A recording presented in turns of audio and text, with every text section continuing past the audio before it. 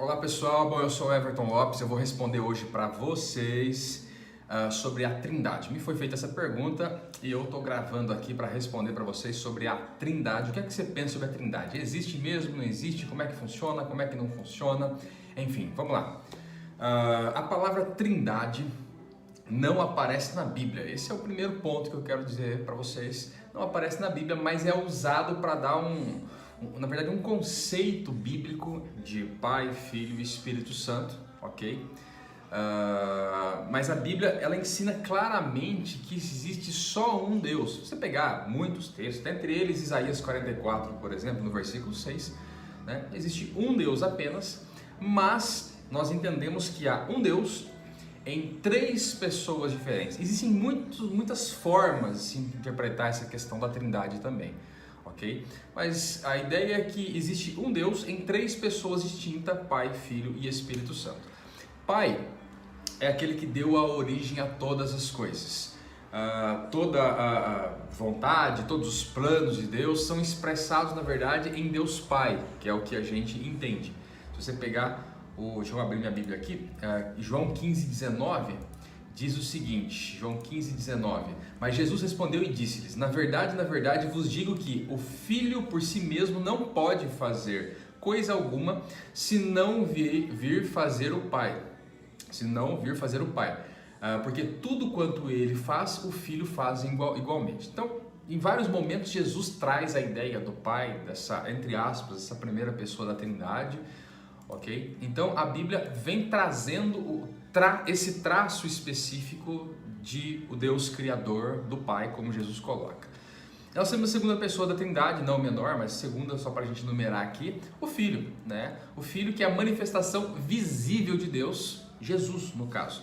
Jesus seria Deus, que faz parte de ser Deus, mas é uma pessoa diferente, ok? Jesus é Deus em forma humana que conseguimos ver e compreender. Se nós pegarmos um texto que você conhece muito aí, João capítulo 1, versículo 14, e o verbo se fez carne e habitou entre nós, e vimos a sua glória como a glória do unigênito do Pai, cheio de graça e de verdade.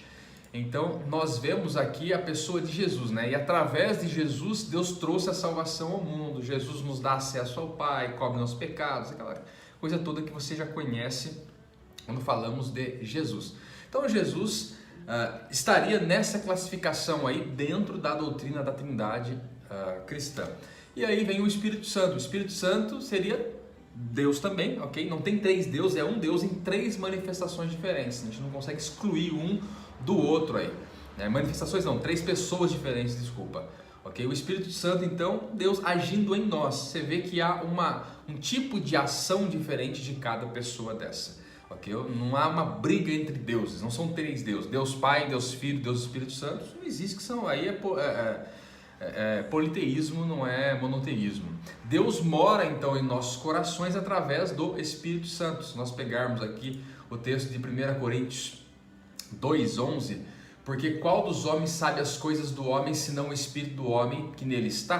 Paulo fala. Assim também ninguém sabe as coisas de Deus, senão pelo Espírito de Deus. Mas nós recebemos o Espírito do mundo, mas nós não recebemos o Espírito do mundo, mas o Espírito que provém de Deus, para que pudéssemos conhecer o que nos é dado gratuitamente por Deus. Então aqui a questão da Trindade na pessoa do Espírito Santo. O Espírito Santo nos capacita a crer e a entender as coisas de Deus. Ele também nos ajuda a orar e ter relacionamento íntimo com Deus. Ele é uma pessoa, segundo os TJs, eles colocam o Espírito Santo ali, o Espírito de Deus tal, com letra minúscula, porque entende que é uma força, uma energia de Deus. Okay? Mas se você pegar no contexto geral, você vai ver que esse Espírito, ele chora, ele intercede, ele pensa, ele fala, ele ora, e uma energia não faz essas coisas, né? Isso aí são atributos de pessoas, ok? Ele se entristece, pessoas fazem isso, ok? Então a grande manifestação da Trindade acontece no batismo de Jesus, onde o Filho, Jesus, estava em forma humana, o Espírito Santo desceu em forma de pomba, né, como você já lembra, e o Pai falou nos céus. Então Lucas capítulo 3 trata isso. Você pode ver no início de todas as coisas, quando Deus cria todas as coisas, Jesus podendo ser, numa interpretação mais detalhada, né, numa questão hermenêutica mais específica, Jesus sendo o agente da criação ali, o verbo, né, a palavra em ação, e o Espírito de Deus que pairava sobre a face das águas. Bom, não existe a palavra trindade dessa forma específica. E aí é que entra o seguinte, a Bíblia não é um livro de regras. Se você pegar uma religião onde ela tem um livro de regras a seguir, é aquilo ali, é explícito essas regras. Mas a Bíblia é um conjunto de livros de princípios, onde se compreende por seu contexto, onde se compreende pelos seus textos e contextos, histórias, ideias, fundamentos, onde se compreende pelos valores estabelecidos e não um conjunto de regras que você vai definir o que é e o que não é. Okay? Então, Jesus também ordenou que os discípulos batizassem, por exemplo, em nome do Pai, do Filho e do Espírito Santo, lá em Mateus 28, você vai ver que existem várias manifestações, por isso que é contexto, certo? Mas tudo isso é uma questão de fé, porque não tem nada disso palpável. É como você acreditar, por exemplo, que eu sou, que você é 3 em 1. Né? Você é um ser, mas em 3 pessoas diferentes, vamos assim dizer. Você tem corpo, alma e espírito. Se você acredita em tricotomia, é isso, corpo, alma e espírito. Se você não acredita em tricotomia, mas em dicotomia, é corpo e espírito. Okay? Enfim, corpo, a matéria, a alma, a nossa consciência, né? E o espírito, que é o sopro de Deus, de vida e tal. Então a tricotomia é assim que funciona. Okay? Agora, sinceramente, eu não estou dando uma aula aqui, nada disso, é só uma resposta mais simples, baseada em alguns textos aqui que eu estou lendo para você e tal, alguns textos bíblicos, né? Mas o que não vale a pena é a gente ficar brigando em relação a isso, ficar tentando encontrar provas disso a todo momento, né? Ficar tentando provar para as pessoas, tentando provar que não é, ou tentando provar que é. Isso é uma grande besteira, você ficar brigando em relação a isso. Essa discussão ela é nociva.